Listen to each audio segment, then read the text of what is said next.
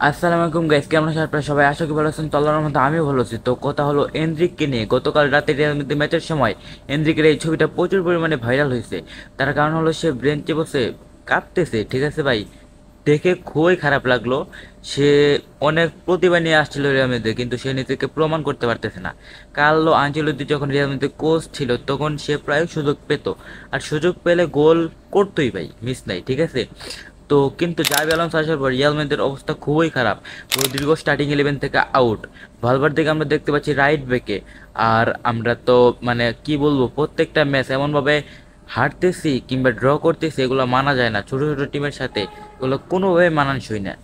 এনরিককে আসলে সুযোগ দেওয়া হচ্ছে না তাকে প্রমাণ করার জন্য সে আসলে কেন সেরা একজন প্লেয়ার, ঠিক আছে? জাভি আলোনসো তাকে মানে খেলাইতেছেই না, তাকে চেকই করতেছে না।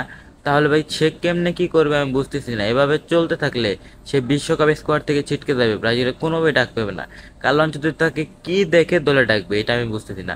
তো কথার মধ্যে কথা হলো যে এস্তেবাও আর এনরিক কিন্তু ব্রাজিলিয়ান দুই প্লেয়ার, আপনারা জানেন। তো তারা কিন্তু ব্রাজিলিয়ান এক ক্লাবেই খেলতো আগে, পালমেইরাসে।